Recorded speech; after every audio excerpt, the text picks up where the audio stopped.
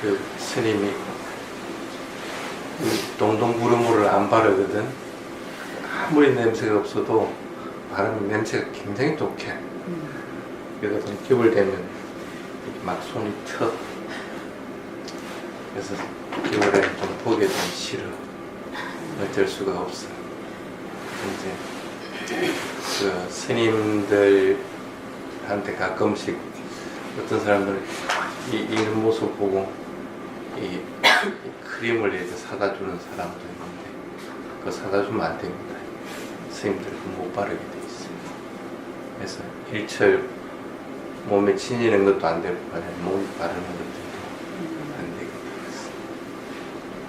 그러니까 괜히 안타깝다고 그거 할 생각하지 마. 스님 가고 나면 다들 어디 도망가 버리고 없다며. 수행하러 와가지고. 물론 스님 법문도 좋은데 너무 그런 쪽에만 의지해도 안 됩니다. 수행은 항상 두 갈래 길이 있어요. 법수념이라고 있고 신수념. 그 법을 관찰해서 자기가 스스로 수행하는 방법이 있고, 그 다음에 내가 믿음을 일으키기 위해서 법문을 듣고 아니면 여러 가지 경전을 읽고 또 성지순례를 한다든지 이렇게 해가지고 신심을 돋아가지고 그것으로 인해서 마음을 해탈하도록 닦아나가는 방법, 이 두 가지 방법이 있는데 한쪽으로만 치우쳐도 안 됩니다. 한쪽으로 뭐 하나만 한다 해가지고 첫 단계는 이룰 수가 있는데 어떤 경우든 신수념은 첫 단계 이상은 올 수 있는 방법이 없습니다. 그렇기 때문에 스스로 자꾸 노력을 해가지고 내가 수행하고 내가 또 부처님이 계신 낱말을 내가 스스로 알도록 노력을 해요. 그래서 수행에 스님이 없는 시간이든 그것에 관계없이 와서 항상 수행할 수 있도록 그렇게 하시기 바랍니다. 프린트물 나간 것은 원래 오후에 하려고 했는데 이번 주도 스님이 오후에는 여러분들과 같이 못할 것 같아요. 빨리 이제 한국에 이게 좀 정착이 돼야 되는데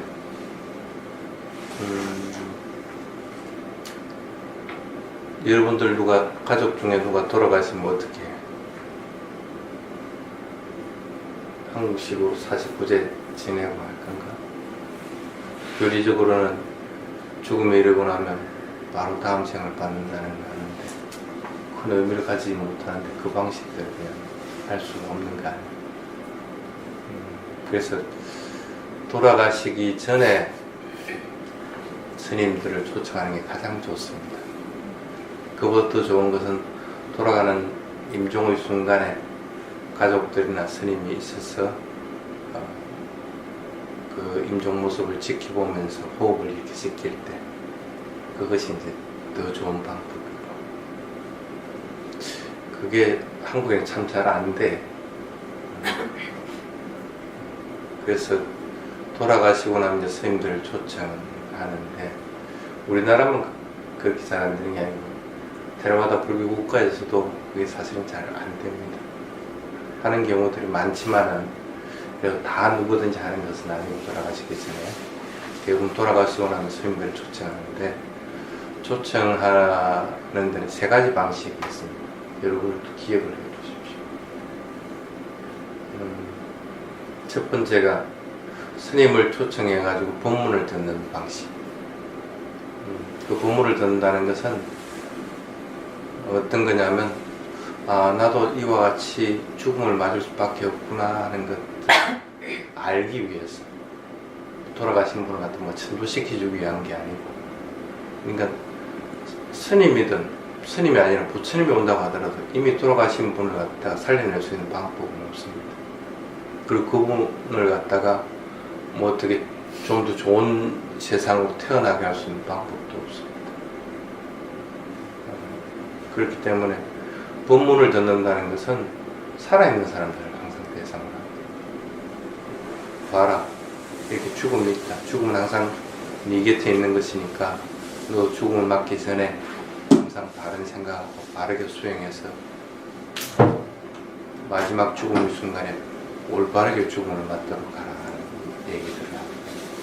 이게 이제 첫 번째 방식이고, 두 번째 방식은 어떤 거냐 하면 스님들에게 필요한 물품들을 올리는 방식들이죠.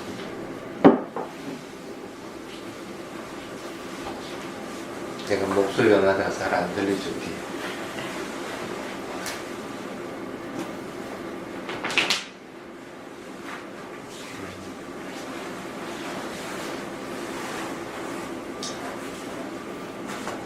그래서 스님들에게 필요한 게 뭐가 있겠어요?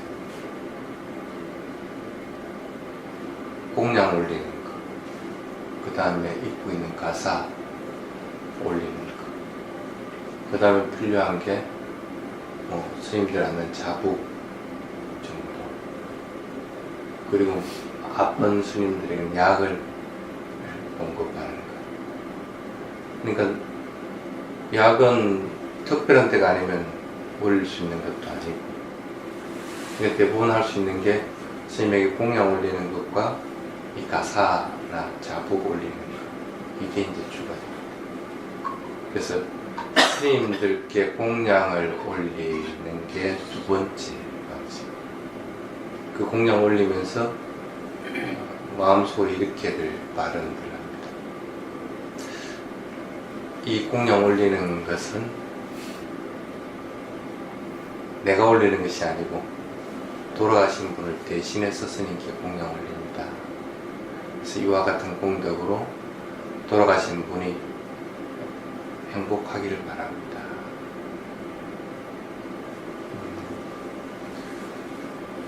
그 얘기는 뭐냐면, 돌아가신 분께 영향을 미칠 수 있는 것은 돌아가신 분이 내가 지금 행복하기를 바란다 하는 마음을 했을 때 그 마음을 의지해서 살아가는 존재들에게만 해당해요. 천상에 태어났다든지 아니면 축생에 떨어졌다든지 지옥에 떨어졌다든지 같으면 그런 먹이가 각각 틀립니다.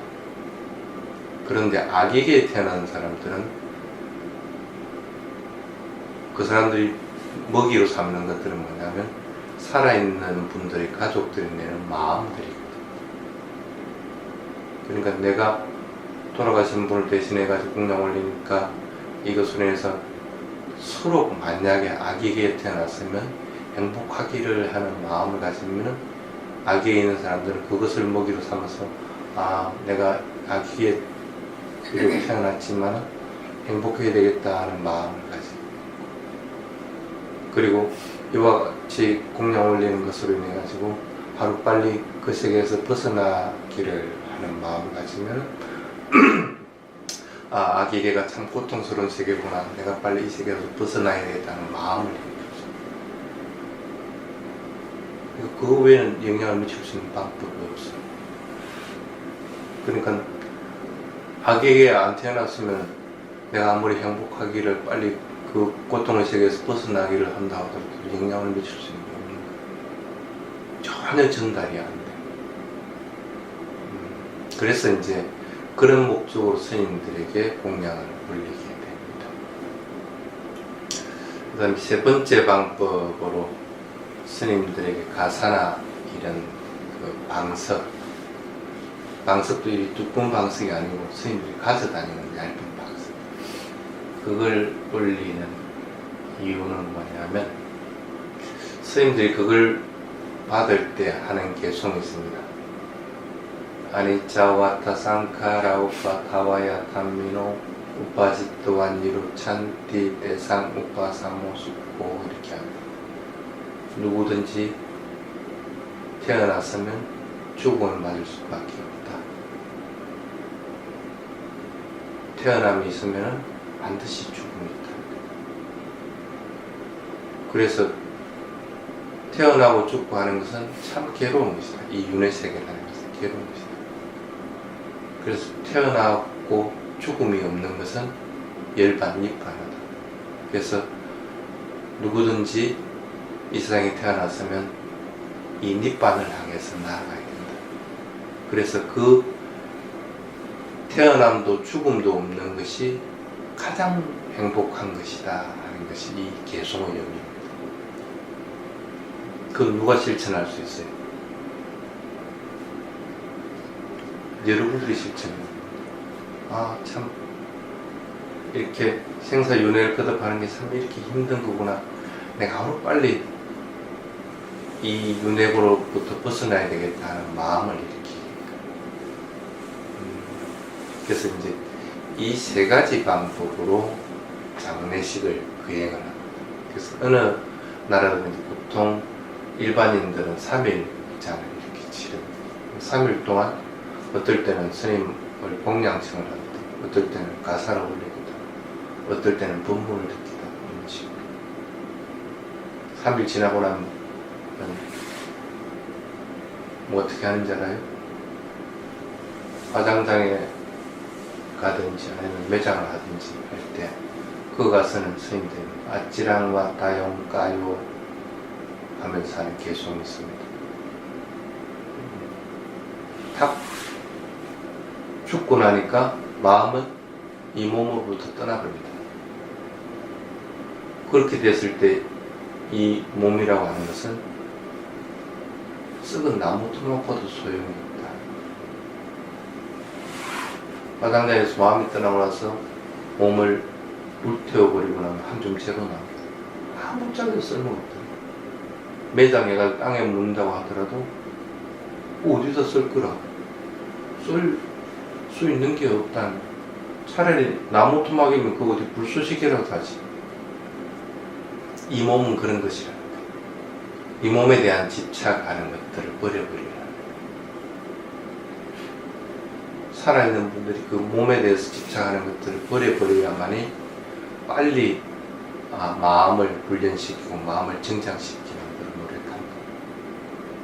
그러고 나면 장례식 딱 끝납니다.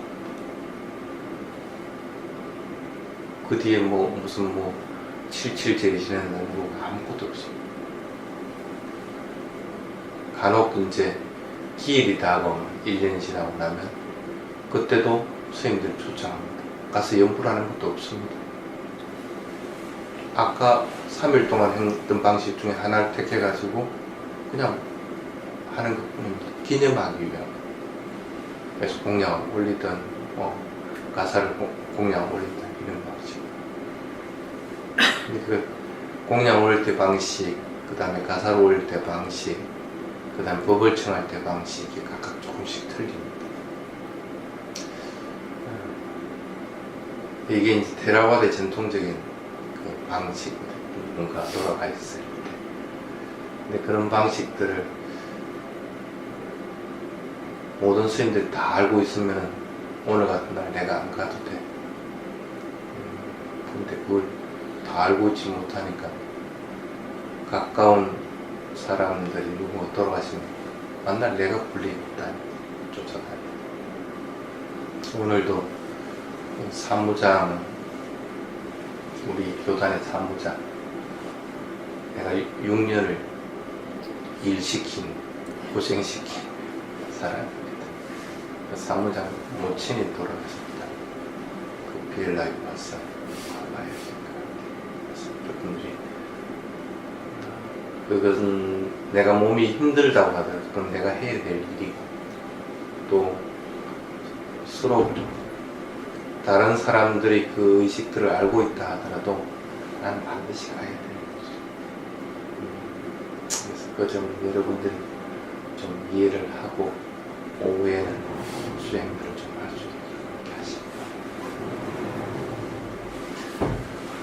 프린트물은 오후에 해야 되는데 저번 주에도 못해갖고 한 묶음 남아있죠. 그건 여러분들이 읽어보고 의문나는 거 있습니다. 물어보십시오. 사무량심에 대한 얘기를 적어놨는데 오늘 1차 적으로 보낸 프린트물을 해준 겁니다. 다음에 2차적으로 나가야 되는 것이 사무량심은 틀립니다. 각각 틀립니다. 어떻게 차이가 나는지, 이것을 할 경우 어느 정도의 경치까지 이르는지 각각은 구분해서 그 차이점에 대한 것들을 설명하면서 수행 방법에 대한 것들을 좀 자세하게 하도록 합니다. 그래서 여러분들이 그거는 내가 따로 안 합니다. 여러분들 읽어보고 의문하는 게 있으면 물어보도록 이렇게 하시고, 오늘 내준 프린트물은 오늘 또 원래 오후에 해야 되는 건데 제목이 수행과 장애라고 되어 있죠. 저번에 기초 수행편 1번 나가고 나서 이게 두 번째 해당되는 그 연속되는 겁니다. 저번에는 오력에 대한 얘기를 좀 했습니다. 그래서 오력이 왜 중요한가 하는 것들이 이 5가지 장애를 극복하기 위한 것으로 드러나집니다. 5가지 장애를 극복하는 것은 사마타 방법으로 극복하기도 하고 또 위파사나 방법으로 극복을 하기도 하고 또는 오력과 칠각지에 인해서 극복을 하기도 합니다. 그래서 그거는 방법이 조금씩 틀립니다. 그래서 그거는 여기에 아직은 자세하게 설명된 것은 아니기 때문에 기초적인 설명 부분을 읽어보고 나서 각각의 방법으로 이 5가지 장애가 일어났을 때 어떻게 극복하는가 하는 것들은 다음 수행 시간에 좀 더 자세히 설명하도록 하겠습니다. 잘 모르죠. 어떻게 만약에 혼침망상이 있다. 위파사나 수행했으니까 혼침망상이 있네 하고 이렇게 알아차리면 될 거고, 근데 사마타 방법은 어떻게 그걸 극복하냐, 오력으로서는 어떻게,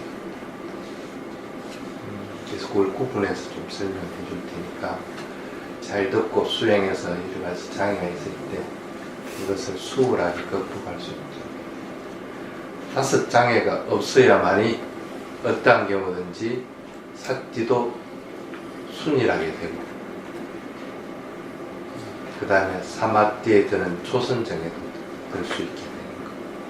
이 5가지 힘들도 고르게 수행에서 영향을 미칠 수도 있게.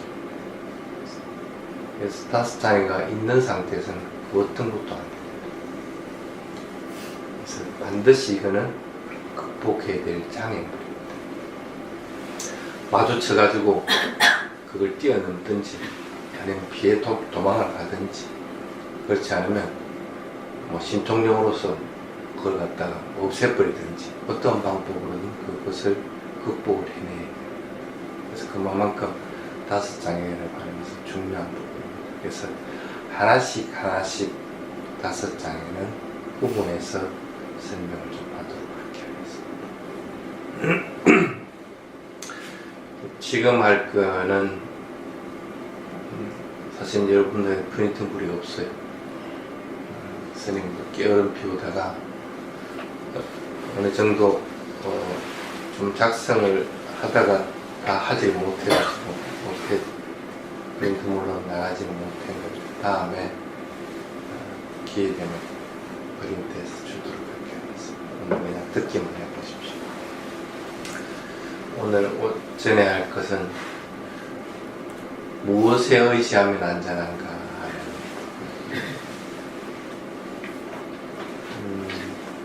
어디 의지하면 안전할 것 같아?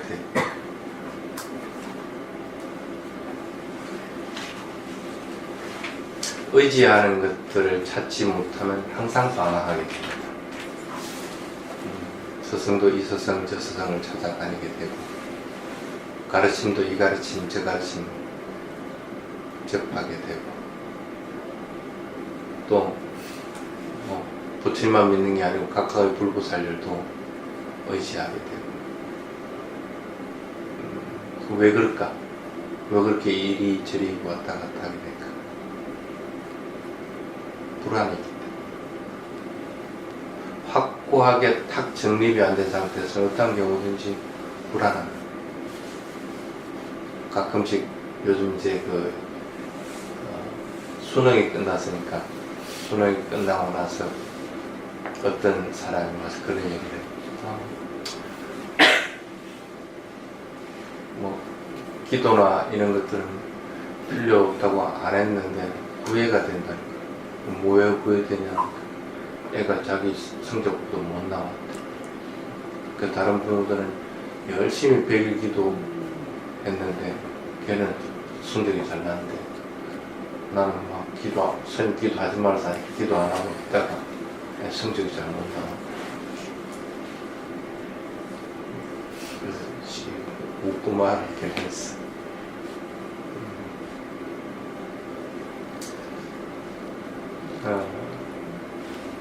어쨌든 그것도 이제 확신이 안 들었으니까 대충 어느 정도 마음에서 그럴 것이다 뭐 기도한다고 해서 그게 뭐 큰 영향을 미치는가 해가지고 생각해서 안 하고 오히려 내가 수행하면서 마음을 병원하는 상태에서 애를 갖다 돌봐주는 것이 맞다 싶어 그렇게 했는데 막상 성적 나오고 나니까 후회되는 거예요.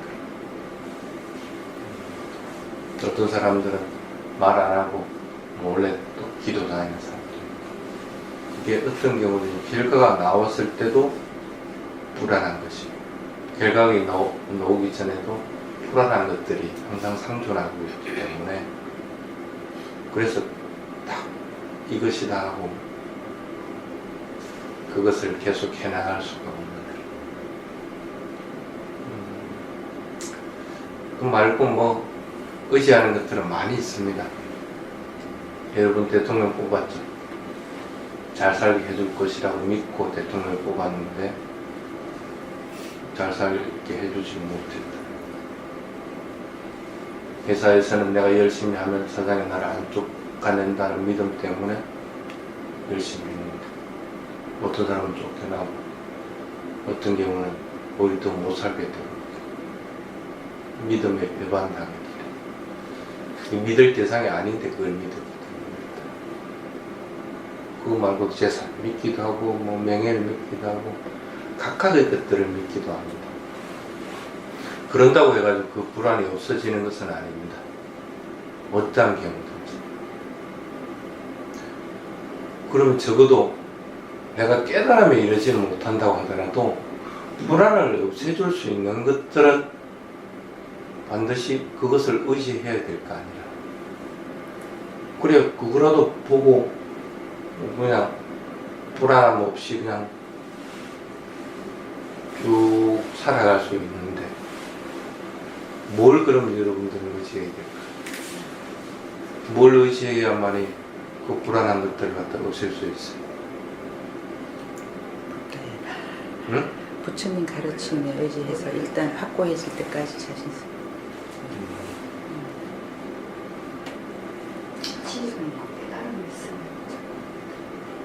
경전에는 두 가지로 나와 있습니다. 경전 내용 전체를 통틀어가지고 부타 담마 상가가 의지할 대상이다 하는 것이 첫 번째. 그 다음에 자등명 법등명으로 들어갔죠. 스스로를 의지하고 법을 의지하는 것. 그것이 또 이 두 가지. 어떤 게 맞아? 어떤 게 맞아요? 어떤 걸 의지해야 돼? 자등명 법등명? 자등명, 법등명이 되기까지는 일단 부처님 그 삼보를 믿고 열심히 해서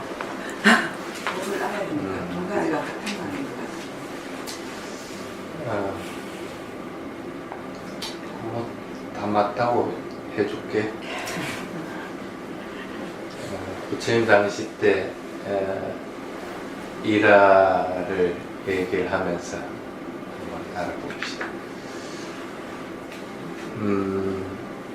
부처님한테 처음 기여한 사람이 누굽니까? 부처님 깨달음을 이루고 나서 7주째 될 때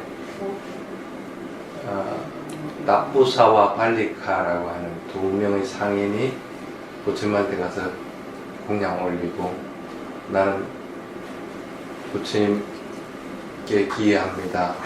그 다음에 담마에 기회합니다. 하고 얘기. 그때 틀림없이 부처님 그 사람들에게 뭔가 말을 했을 거야. 자기가 깨달은 진리에 대해서. 근데 그 사람들은 그렇게 기회를 했지만은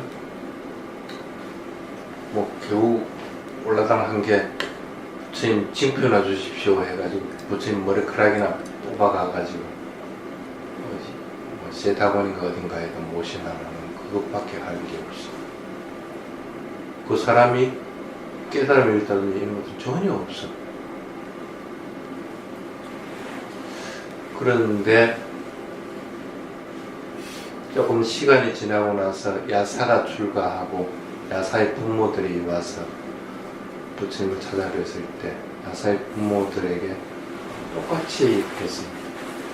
똑같이 부처님 법을 서라고 했는데 그때 야사의 부모는 야사가 출가를 했기 때문에 3기를 하게 되죠. 법에 기하고 부처님께 기하고 법에 기하고 성가에 기하고 이렇게 3기를 했는데 그 야사의 부모들은 앞에 따푸사와 발리카와 틀리게 예륙과 예를 성인의 경지를 왜 이런 결과가 나타났을까? 똑같이 뭐 부처님이 뭐 두 그룹을 갖다가 차별해서 법을 설하지는 않았을 건데 왜 이런 결과가 나타났을까?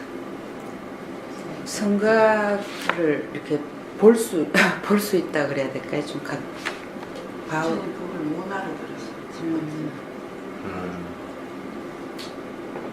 성가를 볼 수 있다는 건 또 무슨 소리? 그러니까 법은 좀 듣고만 딱 마는 것보다가 그 법으로 살아가는 그 모습들을 옆에서 자꾸 같이 보게 되니까 그 전날에 야사가 출가했는데 야사 성가해봐야 올라가면 이제 야사 하나뿐인데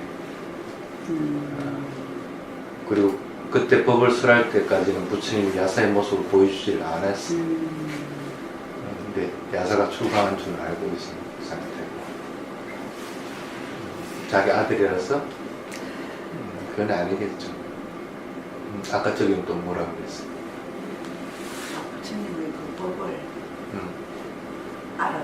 그래도 그 법을 알아듣고 습수를 했으니까 깨달음을 이룰 수 있었고 그 앞에는 그냥 그 현상에 법을 알아듣지 못하고 법을 이해한 것은 앞에 따푸사와 발리카도 똑같이 법을 이해했을 겁니다. 이렇게 비유를 해봅시다. 만날 여러분들이 스님 앞에 오늘 또 3기와 5개도 안 했네요. 만날 맨 처음 하는 게 3기, 5개 뭔지 압니다. 근데 3기를 할 때 부땅사르난가참이, 담망상강사랑가참이 이렇게 할 때 과연 여러분들 마음이 어떨까? 그냥 부처님이 좋아서 뭐 법과 성가가 좋아서 그렇게 그 기일을 하는 경우도 있습니다. 그러니까 아니면 스님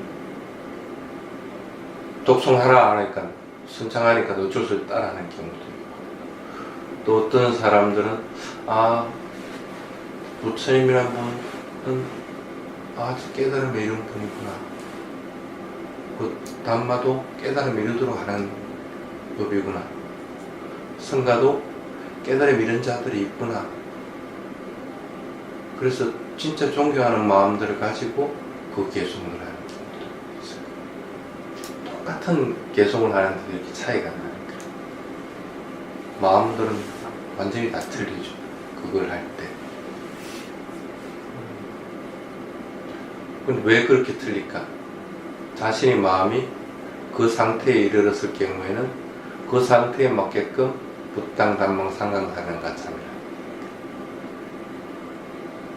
여러분들이 할 때 겨우 이제 뭐 부처님 가르침 조금 알고 그래서 부땅, 사랑, 가참이 이렇게 따라할 것 같으면 자기 마음에 그만큼의 감흥밖에 안 알아. 아니면 억지 따라할 것 같으면 그거 빨리 따라하기도 바빠. 그런데 내가 이걸 수로 인해서 깨달음에 이룰 수 있다는 확신이 들고 그것을 알게 되면 그만큼 감흥이 크지. 그 차이입니다. 두 그룹의 차이가 바로 그것들이에요. 예륙가에 이르기 전까지는 어떤 경우든지 삼보를 의지할 대상으로 삼아야 됩니다. 왜? 그 삼보는 깨달음과 관계되기 때문에 내가 가야 될 길이기 때문에. 한국에는 거룩한 부처님께 기여합니다. 거룩한 가르침에 기여합니다. 그 다음에 거룩한 스님들께 기여합니다. 그건 틀린 겁니다. 그거는 스님들만 하면 안 됩니다. 상가, 여기서 말하는 상가는 뭐냐면 적어도 예륙가 이상의 깨달음을 이룬 성자들을 그룹을 해요. 이건 모든 스님들에게 해당되는 게 아닙니다. 깨달음을 이루지 못한 사람은 존경의 대상이 되지 못해. 왜? 나쁜 짓 막 하고 엉뚱한 짓들 막 하고 어떻게 그런 것들을 갖다가 존경의 대상으로 삼을까? 그건 아니라니까. 부타 담마 상가라고 하는 것은 그런 의미입니다. 깨달음에 이르렀고 깨달음에 이르도록 가르치는 오직 유일한 길이고 또 깨달음에 이른 성자들이기 때문에 우리는 그것들을 의지할 대상으로 삼는 것들이라. 무엇 때문에? 여러분들이 그 가기 위한 것. 부처님 가르침을 아무리 들어봐야 내가 마음이 깨달음을 향해서 나아가지 못하고 내가 행하는 것들이 깨달음을 향하는 길로 가지 못할 것 같으면 그건 의미가 없는 것들이에요.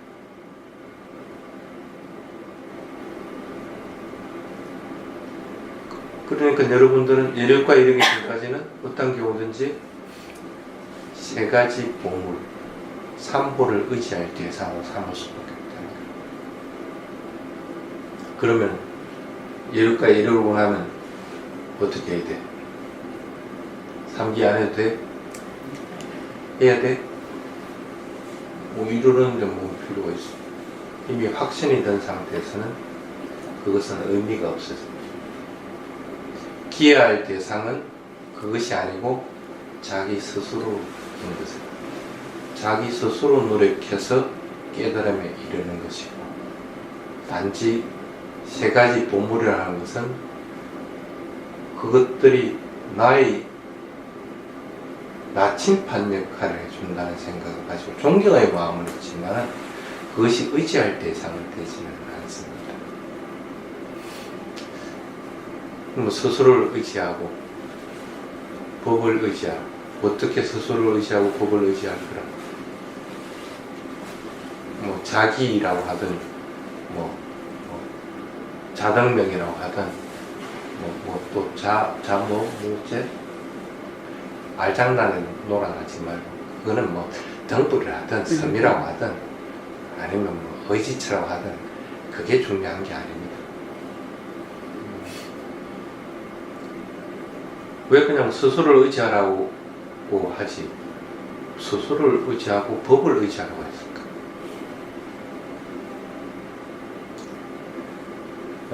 예를 들어 봅시다. 부처님 스님이 여러분들에게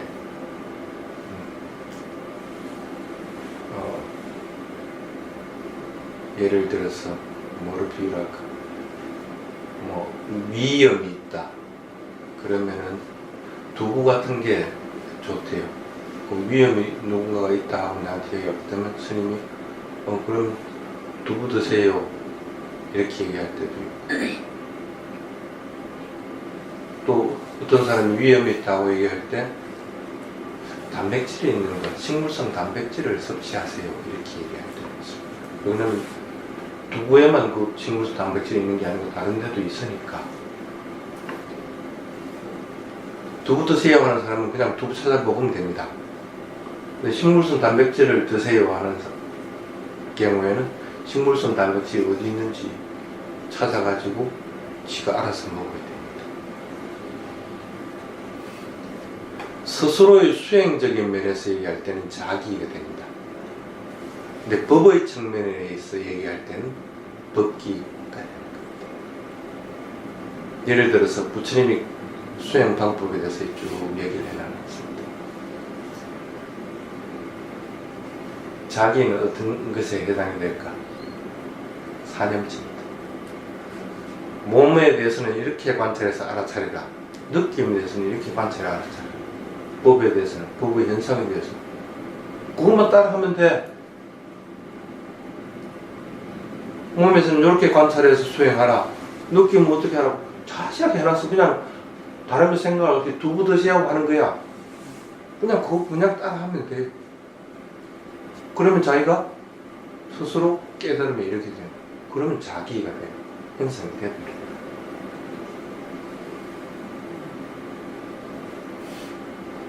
근데 법의 측면에서 볼 것 같으면은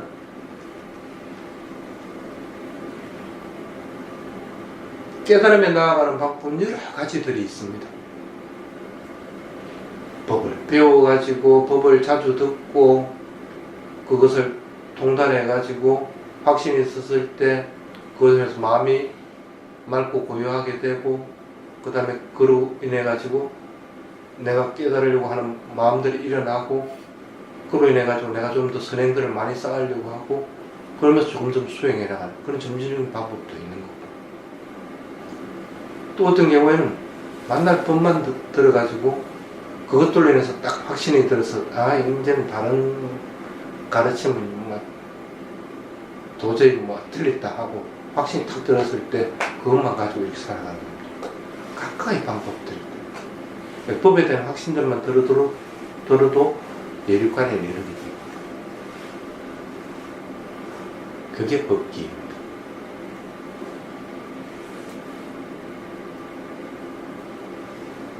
스스로 삼보의 대상이 되기 전에는 삼보를 의지할 대상으로 삼아야 됩니다.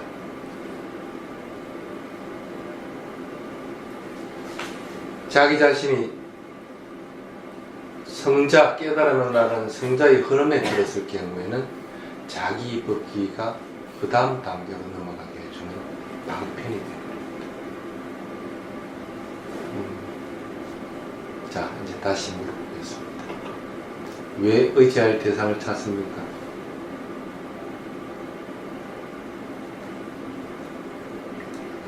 왜 의지할 대상을 찾자?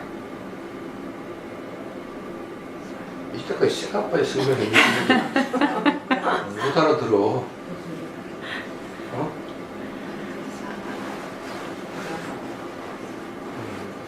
우리는 해탈하고 싶고 자유롭고 싶은데 그것들을 해탈하지 못하게 막았고 그 자유를 부숴버리는 것은 불안한 겁니다. 적어도 살아가는데 불안하지 않고 평온하게 할 일을 쭉 해나가려 할 것 같으면 의지할 것들이 있어요. 그 의지할 대상들은 처음에는 그래서 3기가 여러분들이 의지할 대상입니다. 배를 타고 건너고 나면 그 배는 허리에 두고 있습니다. 내가 깨달음의 영역에 들어가 버리고 나면 그것은 필요가 없습니다. 그렇다고 해가지고 내가 그 배에 대한 고마움조차도 잊어버리는 것은 아닙니다. 그건 있지만 이제는 스스로 부처님이 가르친 방법대로 사념처를 수행을 하든 아니면 여러 가지 방법으로 닦아나가서 더 나은 단계로 넘어가요. 그게 여러분들이 해야 될 일입니다. 그래서 어떠한 경우든지 스스로를 의지하든 법을 의지하든 그렇지 않으면 삼보를 의지하든 의지할 대상을 반드시 찾아라. 그러려면 여러분들은 그만큼 바쁘게 이것저것 찾아야 되는 것이 아니고 여러분 스스로가 확신이 들도록 잡으면 됩니다. 알겠습니까? 네. 자, 질문 있는 사람 질문하십시오.